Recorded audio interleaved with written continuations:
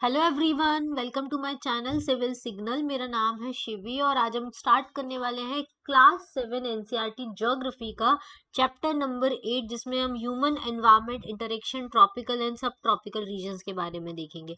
इसमें हम मेनली देखेंगे कि एनवायरनमेंट का और ह्यूमन का क्या रिलेशन होता है, क्या इंटरेक्शन होता है, ट्रॉपिकल एरिया में क्या होता है, सब ट्रॉपिकल रीजन में क्या होता है।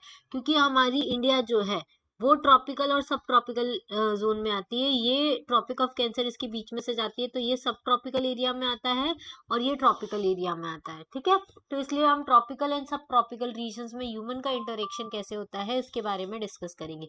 वैसे इस चैप्टर में वर्ल्ड में कौन से एरियाज है जो ट्रॉपिकल और सब ट्रॉपिकल रीजन्स में है उनके बारे में डिस्कस किया गया है।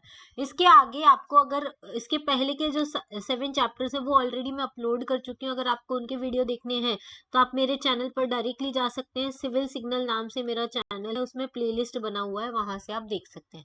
चलिए हम चैप्टर को स्टार्ट करते हैं। चैप्टर नंबर 8 है हमारा। तो एक स्टोरी लिखी हुई है कि रेणुका जो है वो बहुत एक्साइटेड थी, क्योंकि उसके कोई अंकल थे, श्रीकांत अंकल, जो अलग अलग प्लेसेस पे विजिट करते रहते थे। वहाँ के लोगों के फोटोग्राफ्स इकट्ठे किए थे उन्होंने, उनके वाइल्ड लाइफ और फॉरेस्ट के फोटोग्राफ्स थे। अब ये जो फोटोग्राफ है इसमें अलग अलग जगह के लोग हैं। कोई हिली एरिया का है, कोई डेजर्ट एरिया का है, कोई ये देखो, ये सहारा डेजर्ट एरिया के लोग हैं, कोई हिली एरिया का है। ठीक है, तो ऐसे अलग अलग एरिया के लोग यहाँ पर दिखाई दे रहे हैं और वो हमसे अलग दिखते हैं। लेकिन उन सब में मेन कॉमन थिंग क्या है, उनकी बेसिक नीड क्या है लाइफ की, वो है फूड, क्लोथिंग और शेल्टर। उसके अलावा वो दिखने में हमसे काफी अलग हैं। Children do the same thing as you probably do. Childrens भी वैसे सेम गेम खेलते हैं, सेम आपस में झगड़ा करते हैं, गाना गाते हैं, फैमिलीज की हेल्प करते हैं अलग अलग चीज़ों में। और और वो लोग नेचर के पास में रहते हैं very early in their life, मतलब बचपन से ही वो नेचर के साथ इंगेज रहे हैं, जिससे वो नेचर की केयर करते हैं। They learn how to catch fish. उन्होंने ये सीखा अपने पेरेंट्स से कि कैसे फिशेस को कैच करते हैं, कैसे मटेरियल इकट्ठा करते हैं फॉरेस्ट से। ठीक है, तो इस तरह की उनकी लाइफ होती है। चैप्टर 8, 9, 10 आने वाले जो चैप्टर हैं, चैप्टर 8, 9 और 10, इन तीनों चैप्टर में हम यही देखेंगे कि लोगों की लाइफ कैसी होती है अलग अलग नेचुरल रीजन में। अलग अलग नेचुरल रीजन मतलब डेजर्ट में लोगों की लाइफ कैसी होती है, फिर हिली एरियाज में कैसी होती है, ठीक है, फिर प्लेन एरियाज में कैसी होती है, इक्वेटोरियल प्लेन एरियाज में कैसी होती है। ये सारा कुछ हम लोग यहाँ पर डिस्कस करने वाले हैं।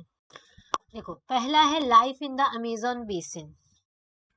ठीक है, अब देखो अमेजन बेसिन के बारे में लर्न करने के पहले हम देखेंगे कि ये कहाँ पर लाई करती है। तो अमेजन बेसिन जो है वो आपका ट्रॉपिकल एरिया में लाई करता है। देखो ये मैप दिया हुआ है इसका, ये है, ये 0 डिग्री इक्वेटर जो है वो इससे पास होता है और ये पूरा का पूरा जो रीजन है ये अमेजन बेसिन का रीजन है। ठीक है, तो ये जो है वो 10 डिग्री साउथ, ये 0 डिग्री टू 10 डिग्री साउथ की तरफ, मतलब 10 डिग्री नॉर्थ से लेकर 10 डिग्री साउथ के बीच में ये लाई करती है, इक्वेटर के आसपास वाले रीजन में, इसलिए हम इसको इक्वेटोरियल रीजन में ये पाई जाती है। अमेजन जो होती है वो इस रीजन में फ्लो करती है और ये माउंटेन से निकलती है और वेस्ट की तरफ मूव करती है। वेस्ट की तरफ मूव करना मतलब यहाँ से निकलती है और ये इधर की साइड इसका अपना डेल्टा फॉर्म करती है। ठीक है, तो ये माउंटेन से निकलती है और वेस्ट की, सॉरी, ईस्ट की तरफ ना, एक सेकेंड, देखिए ये जो रिवर है वो माउंटेन से निकलती है वेस्ट से और कहाँ जाती है, अटलांटिक ओशन में जाती है ईस्ट वाली साइड पे। यहाँ पर ये अटलांटिक ओशन है, इधर की साइड ये गिरती है और यहाँ पर ये वेस्ट से निकल के इस साइड में फ्लो करती है। ठीक है, अब ये अमेजोन बेसिन जो है, अमेजोन रिवर जो है, ये रिवर जो है उसमें बहुत सारी ट्रिब्यूटरीज ऐड की हुई हैं, बहुत सारी ट्रिब्यूटरीज इसका पार्ट बनी है। न्यूमरस ट्रिब्यूटरीज जो है वो अमेजोन रिवर को ज्वाइन करती है अमेजोन बेसिन में। रिवर बेसिन जो है वो ब्राजील में अधिकतर पाया जाता है, फिर पेरू में है, बोलीविया में है, इक्वेडोर में है, कोलंबिया में है और कुछ पार्ट इसका वेनेजुएला में है। मतलब अमेजोन बेसिन इतनी सारी कंट्रीज में फैला हुआ है, ब्राजील में, पेरू में, बोलीविया में, इक्वेडोर में, कोलंबिया में और स्मॉल पार्ट्स ऑफ वेनेजुएला में। देखो आप इसको यहाँ पर देख सकते हैं, आपको यहाँ सारी कंट्रीज देखने को मिलेंगी। ये देखिए, ये देखिए, यहाँ से अमेजोन बेसिन स्टार्ट हुआ है तो इक्वेडोर में है, कोलंबिया में है, वेनेजुएला में है, फिर ब्राजील में है और कहाँ पर है, ये बोलीविया में है, ठीक है। बोलीविया की से भी एक ट्रिब्यूटरी जो आती है वो अमेजोन बेसिन में मिलती है। इस वजह से अमेजोन बेसिन का जो एरिया है वो काफी ज्यादा वास्ट है। अब स्पेनिश ने जब एक्सप्लोर किया था अमेजोन रिवर का, उन्होंने देखा कि वहां पे एक लोकल ट्राइब थी जिन्होंने उनके ऊपर अटैक किया, जो हेड गियर्स पहने हुए थे, ग्रासेस की स्कर्ट्स पहने हुए थे।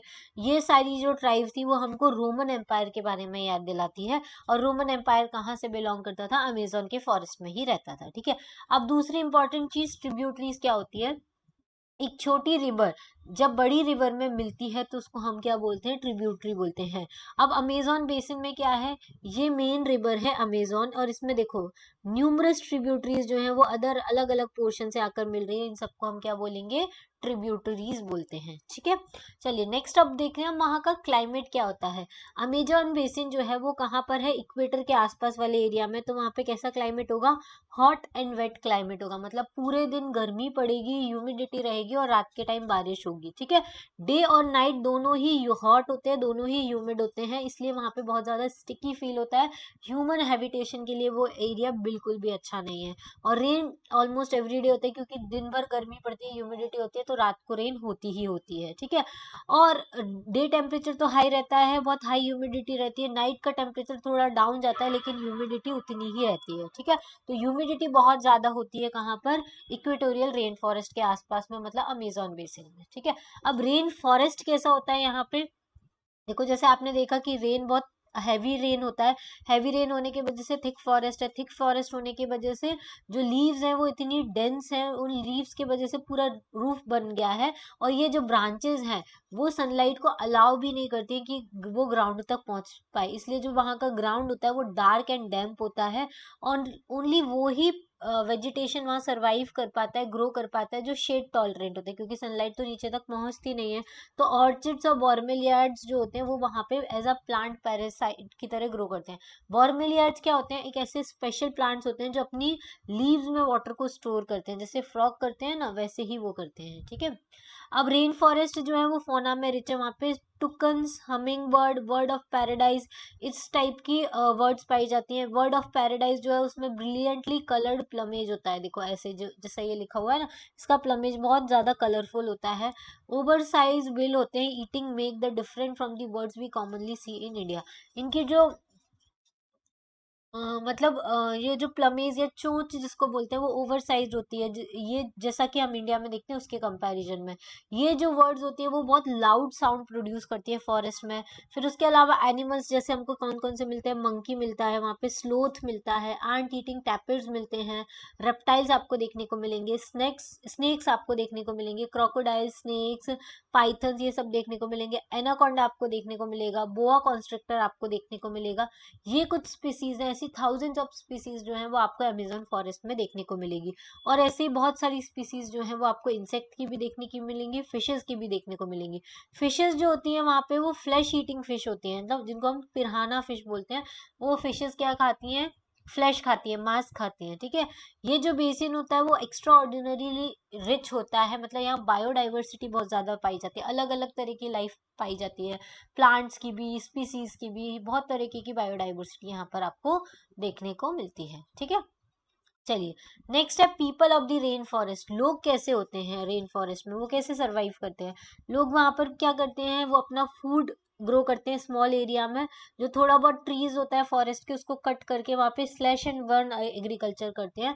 मतलब लोग क्या करते हैं, हंटिंग या फिशिंग करते हैं रिवर्स के अक्रॉस, और वुमेन क्या करती हैं, उन्हीं क्रॉप्स का टेक केयर करती हैं। दे वो क्या मेनली ग्रो करते हैं, टेपुयोका ग्रो करते हैं, पाइनएप्पल ग्रो करते हैं और स्वीट पोटैटो करते हैं। हंटिंग और फिशिंग बहुत अनसर्टेन है वहां पर, इस वजह से लोग क्या करते हैं, वेजिटेबल्स जो ग्रो करते हैं उसी के ऊपर ज्यादा फीड करते हैं। ये स्लैश एंड बर्न एग्रीकल्चर करते हैं। स्लैश एंड बर्न एग्रीकल्चर मतलब शिफ्टिंग कल्टीवेशन। उसमें क्या होता है, एक छोटा एक एरिया में जहाँ पे जितने ट्रीज होते हैं उनको कट करके बर्न कर दिया जाता है, फिर उनकी एशेज जो होती हैं वो किस में मिल जाती हैं, सॉइल के साथ मिक्स हो जाती है, फर्टिलिटी बढ़ा देती है, फिर वहां पे एग्रीकल्चर करते रहते हैं जब तक फर्टिलिटी लूज नहीं होती। फिर दूसरी जगह चले जाते हैं, फिर वहां पे भी सेम प्रोसीजर करते हैं, इसको हम बोलते हैं स्लैश एंड बर्न एग्रीकल्चर। देखो वहाँ का स्टेपल फूड क्या होता है, मैनियोक। ये याद रखना, मैनियोक जो होता है वो वहाँ का स्टेपल फूड होता है। और इसको वहाँ पे कसावा भी बोलते हैं। क्या बोलते हैं? कसावा भी बोलते हैं। इसको अंडरग्राउंड ग्रो किया जाता है, जैसे पोटैटो को ग्रो करते हैं वैसे इसको ग्रो करते हैं।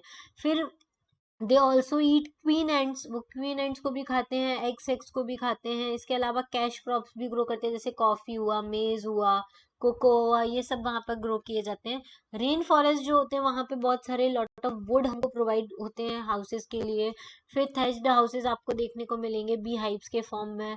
लार्ज अपार्टमेंट लाइक हाउसेस जिनको मेलेओका कहते हैं। देखो जो स्टेपल फूड है उसको मैनियोक बोलते हैं, और जो लार्ज हाउसेस होते हैं उनको मेलेओका कहते हैं। इसकी स्टीपली स्लांटिंग रूफ्स होती हैं, ठीक है। अमेजोन बेसिन जो होता है उसके बाद स्लोली चेंज हो रहा है। ओल्डर डेज में इसको हार्ट ऑफ द फॉरेस्ट बोलते थे। फिर अब हम इसमें अंदर जा सकते हैं रिवर को नेविगेट करके। 1970s में ट्रांस अमेजोन हाईवेज बन चुके हैं, जिसकी वजह से आप पूरे रेन फॉरेस्ट के पार्ट को एक्सेस कर सकते हैं, ठीक है। एयरक्राफ्ट, हेलीकॉप्टर्स भी हैं जो अलग अलग प्लेसेस पे पहुंच सकते हैं। इंडिजिनस पॉपुलेशन जो है उसको बाहर निकाल दिया अमेजोन फॉरेस्ट से, और उन लोगों को फोर्स किया कि वो नए एरियाज में जाके सेटल हो और वहां पर अपनी डिस्टिंक्टिव जो भी एग्रीकल्चर प्रैक्टिसेस है उसको करें, ठीक है। तो डेवलपमेंट एक्टिविटीज जो है उसके वजह से ग्रेजुअल डिस्ट्रक्शन हो रहा है बायोलॉजिकली डाइवर्स रेन फॉरेस्ट का। और ऐसा एस्टिमेट किया जाता है कि जो लार्ज एरिया रेन फॉरेस्ट का है वो डिसअपियर हो चुका है, और बहुत बड़ा एरिया जो है वो हर साल डिसअपियर होता है अमेजन फॉरेस्ट का। क्यों? क्योंकि डिस्ट्रक्शन ऑफ फॉरेस्ट जो है वो बहुत बड़ा इम्प्लीकेशन डालेगा। जो टॉप सॉइल होती है रेन फॉरेस्ट की वजह से, जो टॉप सॉइल होती है वो इरोड नहीं होती है। अगर हम रेन फॉरेस्ट को डिस्ट्रॉय करेंगे तो उसके वजह से जो टॉप सॉइल होती है वो रेन के साथ वॉश्ड अवे हो जाती है। Lush forest turns into the Warren landscape. तो जो फॉरेस्ट वाला एरिया होता है वो धीरे धीरे किस में कन्वर्ट होने लगता है? बैरन लैंडस्केप में कन्वर्ट होने लगता है, ठीक है। अब देखो स्लैश एंड बर्न एग्रीकल्चर, तो ये वो लिखा हुआ है जो मैंने बता दिया कि फील्ड को क्लियर करते हैं, फिर बर्निंग करते हैं और उसके स्लैश को मिक्स कर लेते हैं। अब नेक्स्ट है हमारी इंडिया वाला, life in the Ganga Brahmaputra basin. ये तो हमने देखा life in the Amazon forest, अब हम देखेंगे life in the Ganga Brahmaputra basin, okay, ठीक है।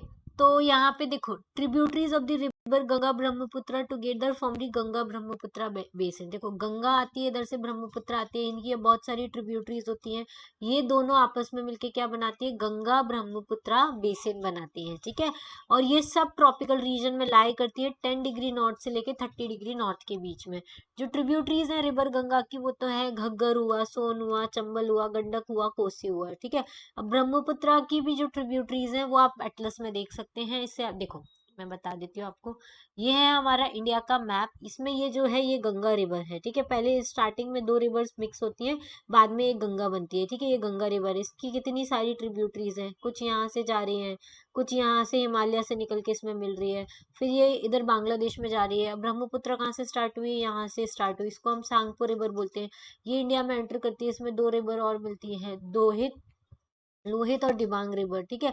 ये आपस में मिलके ब्रह्मपुत्र रिवर बनाती है। फिर ब्रह्मपुत्र और गंगा मिलके मेघना बनाती है, और ये यहाँ पे आके क्या बनाती है? ये सुंदरबन डेल्टा बनाती है। तो ये पूरा का पूरा क्या है? हमारा गंगा ब्रह्मपुत्र बेसिन है, ठीक है। चलिए अब जो गंगा रिवर है और ब्रह्मपुत्र जो रिवर है दोनों हिमालय से निकलती हैं और सुंदरबन डेल्टा फॉर्म करती हैं, जो इनका बहुत इंपॉर्टेंट फीचर है इस बेसिन का। Oxbow lakes dot the plain area, जो प्लेन एरिया होती है ना उसको ऑक्सबो लेक मतलब जब रिवर मिएंडर करती है तो रिवर का कुछ पोर्शन जो होता है वो कट ऑफ हो जाता है, मतलब यहाँ पे मिट्टी वगैरह आ गई तो उसके वजह से ये रिवर ऐसे फिर सीधी जाने लगेगी, वापस ये इधर नहीं आएगी। तो इसके वजह से ये जो लेक होती है वो कट ऑफ हो जाती है, इसको हम क्या बोलते हैं? ऑक्सबो लेक बोलते हैं। कौन सी लेक बोलते हैं? ऑक्सबो लेक बोलते हैं, जो मेन रिवर से कट ऑफ हो जाती है, ठीक है। अब यहाँ पे ये जो दोनों गंगा ब्रह्मपुत्र बेसिन है, यहाँ पर कौन सा क्लाइमेट आपको देखने को मिलेगा?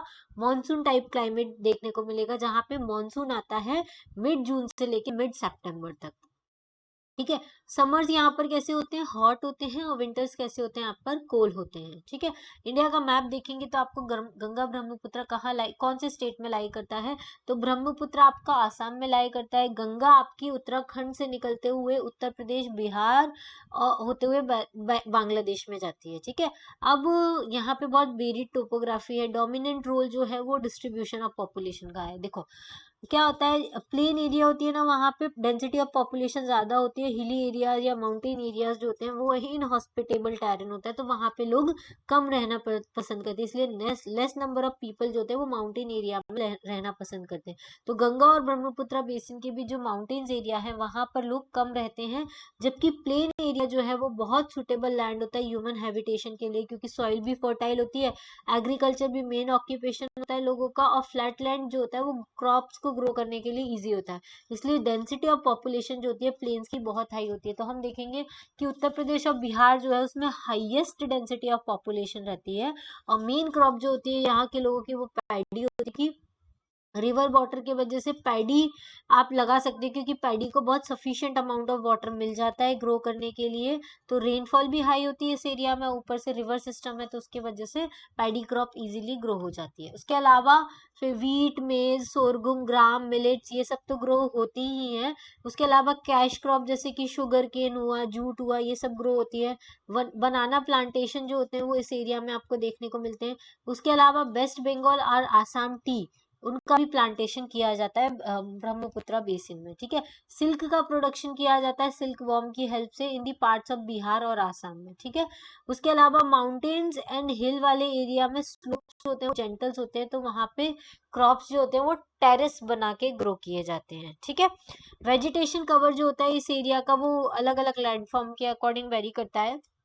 गंगा ब्रह्मपुत्र जो है वो ट्रॉपिकल डेसिडियस ट्री ग्रो करती हैं, ठीक है। ट्रॉपिकल डेसिडियस ट्री मतलब जो एक टाइम पर अपनी लीव्स को शेड कर देते हैं ड्राई सीजन में, जैसे कि टीक, साल, पीपल, ठीक है। थिक बैम्बू जो कॉमन पाए जाते हैं ब्रह्मपुत्र प्लेन में। डेल्टा एरिया जो होता है वो पूरा का पूरा कवर्ड होता है किससे, मैंग्रोव फॉरेस्ट से। देखो अब आप यहाँ पे देख सकते हो, ये है पैडी कल्टीवेशन, इसके लिए पानी बहुत ज्यादा रिक्वायरमेंट होता है। फिर आसाम में ये टी प्लांटेशन किया जाता है, टी गार्डन है ये आसाम का, ठीक है। चलिए नेक्स्ट है मैंग्रोव फॉरेस्ट, हमने देख लिया। मैंग्रोव फॉरेस्ट कहाँ पर होते हैं, जहाँ पे लैंड और ओशियन का सबमर्जेंस होता है, वहां पे आपको मैंग्रोव फॉरेस्ट मिलते हैं। जहाँ पे लैंड और ओशियन का तो होता है, और साथ में रिवर वाटर जहाँ पे ओशियन में मिलता है, वहां आपको मैंग्रोव फॉरेस्ट ज्यादा देखने को मिलते हैं। उत्तराखंड, सिक्किम, अरुणाचल प्रदेश, यहाँ पे आपको, क्योंकि हिली एरिया है तो यहाँ पे आपको कॉनिफरस मिलेंगे, जैसे कि पाइन हो गया, देवदार हो गया और फर हो गया, ठीक है। और यहाँ का क्लाइमेट कैसा होता है, आपका कूल क्लाइमेट होता है, और स्लोप्स कैसे होते हैं, स्टीप स्लोप होते हैं। क्लियर, ठीक है। अब देखो वाइल्ड लाइफ के बारे में देखेंगे कि बेसिन में किस टाइप का वाइल्ड लाइफ होता है। तो यहाँ पर एलिफेंट्स आपको देखने को मिलेंगे, टाइगर्स, डियर्स, मंकी, ये सब बहुत कॉमन होते हैं। उसके अलावा एक स्पेशल टाइप का एनिमल वन हॉर्न राइनोसोरस, ये वाला जो होता है एक सिंग वाला गेंडा जिसको बोलते हैं, ये हमको सिर्फ ब्रह्मपुत्र प्लेन या फिर हम काजीरंगा नेशनल पार्क में ही देखने को मिलता है। डेल्टा एरिया मतलब कि जहाँ पे सुंदरबन डेल्टा है वहां पे क्या मिलता है आपको, बंगाल टाइगर देखने को मिलेगा, क्रोकोडाइल्स और एलिगेटर्स आपको देखने को मिलेंगे, ठीक है। एक्वेटिक लाइफ जो होती है abounds in the fresh river water, aquatic life जो है वहां पे पूरे में फ्रेश रिवर वाटर, लेक्स और द बे ऑफ बंगाल सी, इन सब में आपको क्या मिलेगा, एक्वेटिक लाइफ मिलेगी, क्योंकि रिवर वाटर फ्रेश है ही गंगा ब्रह्मपुत्र का, फिर बे ऑफ बंगाल सी है, तो यहाँ पे आपको क्या मिलेगा, एक्वेटिक लाइफ अच्छी मिलेगी। Most popular variety of the fish जो यहाँ पर होती है वो है रोहू, काटला और हिल्सा, ठीक है। फिश और राइस जो होते हैं वो स्टेपल डाइट होती है पीपल की जो इस एरिया में रहते हैं। अब टेरेसेस जो होते हैं वो steep slopes to create the flat surfaces, terrace जो होते हैं वो जो स्टीप स्लोप्स हैं उनको फ्लैट सरफेसेस बनाने के लिए करते हैं, ये इस टाइप का टेरेस फार्मिंग की जाती है।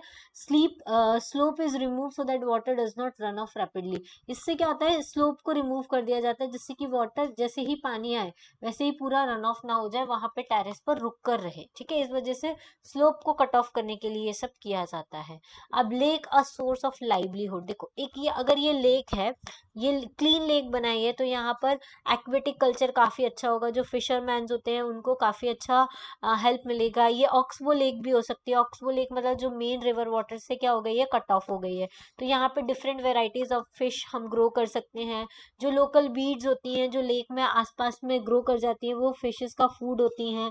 ये लेक जो होती है, लेक के आसपास का एरिया जो होता है वो फर्टाइल होता है, जिसके वजह से आप वहाँ पे पैडी, मेज, पल्सेस ये सारी चीजें ग्रो कर सकते हो। बफेलो जो होता है उसको हम यूज कर सकते हैं लैंड को प्लॉ करने के लिए। फिश कैच जो होता है रिवर से वो बहुत ज्यादा होता है, इनफ फिश मिलती है ईट करने के लिए, इनफ फिश मिलती है सेल करने के लिए, ठीक है। इसके अलावा जो भी कम्युनिटी रहती है वहाँ पे वो हार्मनी के साथ रहती है नेचर के साथ। पॉल्यूटेंट्स जो होते हैं वो नियर बाय टाउन से जब तक कि उस लेक वाटर में नहीं आते तब तक वो लेक वाटर कैसी रहती है, फ्रेश रहती है, और उसमें कल्टीवेशन, फिश कल्टीवेशन में कोई भी थ्रेट नहीं होता है। ठीक है, to accelerate the effort to achieve universal sanitation. अच्छा, मोदी जी ने एक प्रोग्राम स्टार्ट किया था यूनिवर्सल सैनिटेशन के लिए, जिसको हम बोलते हैं स्वच्छ भारत मिशन। कब स्टार्ट किया था? 2 अक्टूबर 2014 को स्टार्ट किया था। ठीक है, चलिए। अच्छा, एक और चीज है जो बहुत इंपॉर्टेंट है, उसके बारे में आपको जानना जरूरी है कि जो फ्रेश वाटर्स होता है रिवर गंगा और रिवर ब्रह्मपुत्र का, वहां पे वेराइटी ऑफ डॉल्फिन पाई जाती है जिनको हम सूसू बोलते हैं। क्या बोलते हैं? क्योंकि ये सूसू साउंड प्रोड्यूस करती हैं तो उसको हम सूसू भी बोलते हैं, ब्लाइंड डॉल्फिन को। ये जो डॉल्फिन होती हैं वो रिवर की हेल्दीनेस को इंडिकेट करती हैं। अगर ये रिवर डॉल्फिन, ब्लाइंड डॉल्फिन जो है वो किसी रिवर में पाई जाती है, इसका मतलब है कि वो रिवर कैसी है? हेल्दी रिवर है। उसमें अनट्रीटेड इंडस्ट्रियल या अर्बन वेस्ट हम डालते हैं तो ये जो सूसू रिवर होती है वो डाई ऑफ हो जाती है। इसका मतलब है कि वो रिवर की क्वालिटी गिरती जा रही है, क्योंकि केमिकल्स जो होते हैं वो स्पीसीज को क्या कर देते हैं? किल कर देते हैं। ठीक है, चलिए नेक्स्ट है हमारा गंगा ब्रह्मपुत्र जो है उसके आसपास में बहुत सारे बड़े बड़े टाउन और सिटीज हैं, जैसे कि इलाहाबाद हुआ, कानपुर हुआ, वाराणसी हुआ, लखनऊ हुआ, पटना हुआ और कलकत्ता हुआ।